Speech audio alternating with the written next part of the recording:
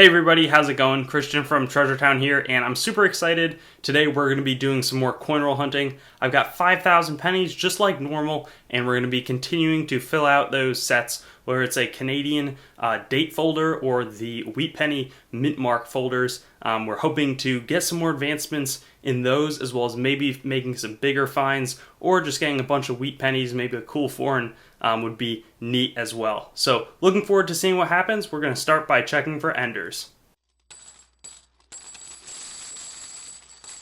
And in terms of enders, we didn't have anything in the first box, but over here we've got one on its reverse, so at least we know that we have 1 cent out of our hunt overall, but I'll look forward to seeing what we can get. And this is a reminder of how strange some boxes can be at times. So for this, it took 14 rolls to get here, but we actually got 2 wheat pennies, so if it had just been, one at the 7th roll and one at the 14th roll, that would be a relatively reasonable hunt. We'll see what we get. 1955D is going to be our first one. We've already found that one, and our second one is in 1956, so they're pretty close to the newest wheat penny dates, 1958 being the last one, but still good to get started. We also found in the meantime 2 1974 cents. And here's something to be excited about. We got an older Canadian cent, and it's kind of crazy because I started a Canadian folder. Up until that point, we found almost no older Canadians, and now they've just been flooding in almost every hunt. So I'll flip it over. And that's an early one, 1941. Let me see. It looks like that is something that I need for the collection, so I'd be super excited if that's the case. I think it is. And yeah, we've got ourselves a folder filler. Really happy about that. And it's super funny, there's almost no understanding this box, so I dropped the other coin, but we found a 1957D 7 rolls later. Then we also got another one from 1957, same mint mark. That's the Denver mint mark, so you guys know, out in Colorado. So we've got 4 pennies in 21 rolls, but it feels much more segmented because of the way that we've been finding it. But in reality, we're doing pretty well so far. 4 rolls later, we're going to get our 3rd roll with a wheat penny in it and our 3rd roll with multiple wheat pennies. So these ones both actually look pretty beat up. And that one especially, I'm going to flip it over. 1955, so I was hoping that would be a little bit older. We'll see what this one, the story is there, 1951D, but that's now 6 cents before halfway point of the box, so pretty good start.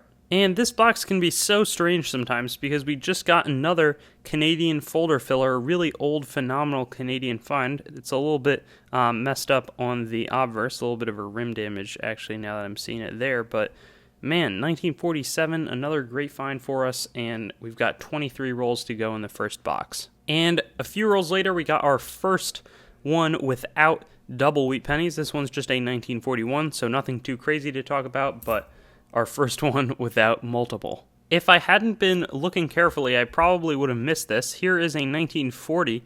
It's got some interesting, pitting or something weird was going on there. Corrosion on the coin. And the back looks really messed up. But yeah, another find in that roll, so we'll keep working. We've got 17 in this first box left. 2 rolls later, and we have a reveal. This time, this one has potential to be older. My guess is either 30s or 40s. And I am totally wrong. 1951D is going to be the next one. So it's interesting. We've really found a fair amount with mint marks from Colorado, and we'll keep on going. And we got another wheat penny. That's going to bring our total in the first box to 10. So definitely a lot better than we were doing when we were 13 rolls in with nothing. 1944D, I'm going to check to see if we've gotten that yet. And we have 44S is the one that we're still looking for, but it's definitely a better one to get when it's from the 40s and with a mint mark. And we did get something next roll.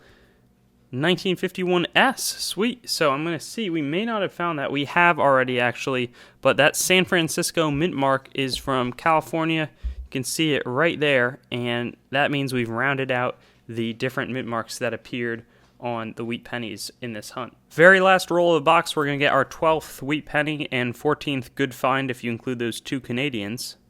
1926, wow. So I think that I found that in the past, but I'm really not too sure. I don't think that it's one that I found on this series, though, so that's going to be our first folder filler. Shame that some damage occurred on the rim, but from the back of the coin, it's a really nice looking one, and it'll be a great fit good specimen to have. Great way to wrap up this box. We're going to now go to the next one where we have 1 penny guaranteed from the ender that we had. And this second box is turning out to be true to form, as it is a multiple wheat penny roll. So our first one looks really gunky and not great. 1958 is going to be the date. We actually needed that, so this is a folder filler, but I'm really hesitant to actually fill up the folder with this coin. But it may just have to, kind of go that way. I'll try to get that residue off. We also had this one, and we'll see what it is. 1951. Nothing too crazy on that side. Then this one with the slick wheat ears. Whoa! That looks to me like it's either a 1910 or a 1918, both of which I'm looking over, and it looks like we have. Let's see. I think that is a 1910 based off. It looks like there's a 0 right there. Unless it's a 1916. I'd appreciate your guys' thoughts, but the good news is that we've got something that's definitely at least 100 years old. The more I look at it, the more I think that it's a 1910 coin. Anyways, let's get to our next roll. And a few rolls later, we're going to get a 1946, so nothing crazy to mention. Another one where there's some kind of damage, some gunk on the coin, but it's a wheat penny. And we got an exciting find here. It's a 1954D. Doesn't look to be ostensibly super rare or anything like that, but it's been my experience that 1954 coins are some of the toughest to find in the 1950s, so we got one today. And a few more rolls went by, and we've got something to check out. I'm not sure what it'll end up being. 1958D is actually a little bit sooner than I expected, a little bit less old, but that's a good one to find, and it looks like it's in decent shape. Very next roll, right on the heels, we get a 1956D wheat penny. So nothing crazy about it, but it's another find. We're going to keep the streak alive, extend it to 3 rolls in a row, 1956, so not from Denver. This one's from Philadelphia. This is going to be our next one. We'll see if we can't make it 4 on the next roll. And things went radio silent for a little bit of a stretch, but we're back in it. 1944 is going to be our find. At this point, we've got, I think, 18 rolls left to go, so I'm looking forward to seeing what we can do with those. Few rolls later, and we're going to have a reveal here, so it doesn't look super old, and it's not going to be 1955's the date. Always check for the double die, but it's a really, really obvious double die if we've got it, so we'll keep on moving through this last box. Next roll that we open, going to also have something. This one, not too exciting. 1956 is the date, but again, our totals so far between this box and the other one have been very solid, so we've got at least one more coming with that ender at the end. And we've gotten to our last roll, so after this we'll go to a wrap-up, but what I'm going to do is open it live and see what's inside. Alright, it's on this side, so I guess I'll just check out this coin very first, and then we'll speed through the rest of the roll. 1957, nothing too crazy. That's going to bring our total to 12 wheat pennies on the box. And I'll go through these and see what else is there. Not much, so we'll go to the wrap-up. And here's the wrap-up to what has been a really awesome hunt. So starting up here, the big news of the day in the Canadian section was 2 coins from the 40s, 1941 and 47. None of the other ones are going to be filling any new spots in the album.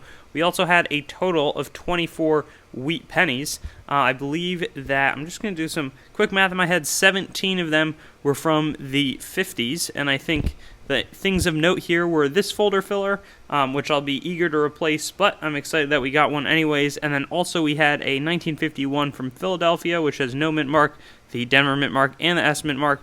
And then we had 5 from the 40s, nothing too wild there. 1944D was the only one that had a mint mark. And then we had these 2 coins. 1926 is going to be new for us. This one, I'm going to think it's 1910. Again, like I've been saying, and we found that one before, but it's a great older coin for us today. So, looking forward to seeing what happens in the next 5,000 pennies, and I'm happy with how it went today. Thanks for watching the video. I'd encourage you to like, comment your thoughts, and subscribe for more content, and get in touch with me or contact on treasuretown.yt.com, my website, my Facebook, TreasureTown, my Twitter, @treasuretown_YT, or my Instagram, @treasuretownyt. Looking forward to seeing you on some of my other videos.